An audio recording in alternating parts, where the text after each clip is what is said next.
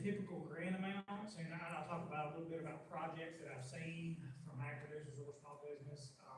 We've done lots of solar. I think last year we did around 80 projects. That's what I need. Either energy efficiency or renewable energy.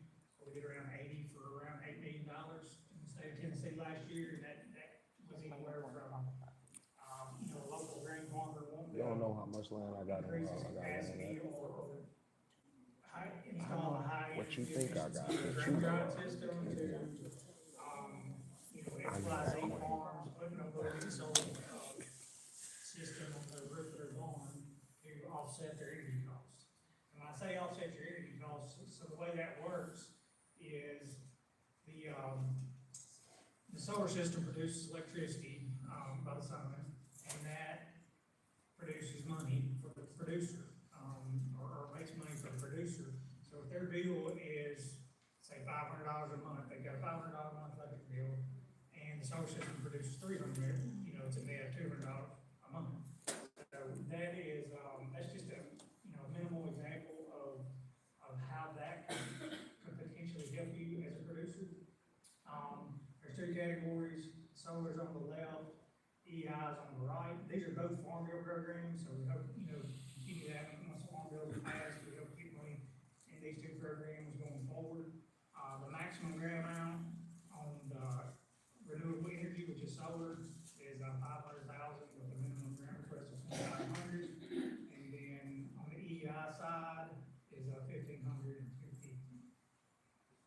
Just some examples, I guess, I'm thinking, let's see, West Tennessee, we've had cotton warehouses, we've had, just,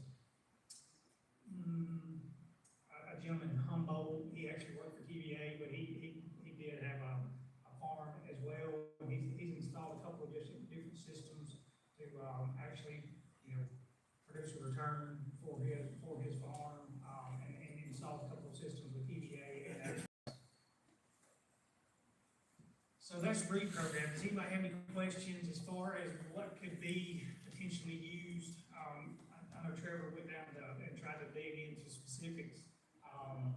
I can do that if y'all have specific questions as far as the Rural Energy for America program. If not, we'll go into the value added, which I think is probably more applicable to those in the room, and would probably be a better fit for the producers that are in attendance today.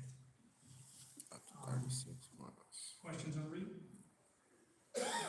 All right, so I'm gonna go into now the value added producer grant. So this is for ag producers. It's a 1-to-1 match, 3-year grant, up to $250,000 for working capital, $75,000 for planning. So if you have a farm in the beginning planning stages and you wanted to build a business plan out, or if you wanted to do some kind of feasibility study to see if you were, Gotta learn, the lesson idea to that you learn. had was feasible, we can provide a planning grant to you for that, for, up to $75,000 for a qualified independent third party to come in, assess your business, make recommendations, put that in a report to you, and, be reimbursed for that work.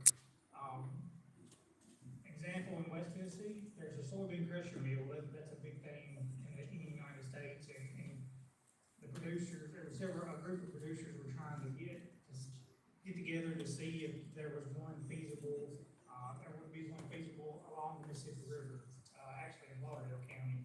It ended up, not coming to fruition, but we did assist, I think around $25,000 to, help determine whether that would be feasible. Now, I know there's a lot of producers in the area that wish that would have been feasible, but that's an example of something that, we helped the producers come together and pitch that idea. It ended up not working out, but, they didn't go in and build the mill and then it failed. So we felt like that was, a success in that they didn't invest all that money and not be feasible.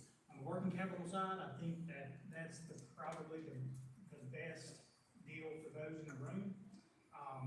If you're growing strawberries and you're turning those into strawberry jam and you're selling those to somebody or selling them to restaurants, farmers markets, et cetera, we can provide dollar for dollar match, to help you do that. Strawberries to jam, Josh owns cattle in the back of the room, we've done a lot of that across if you wanna cut your own beef, that retail beef is big, and knowing where your beef comes from. We've done a lot of that across the state, and I'll provide an example here, in Montgomery County, where the gentleman's from. Talking earlier, we've done wineries,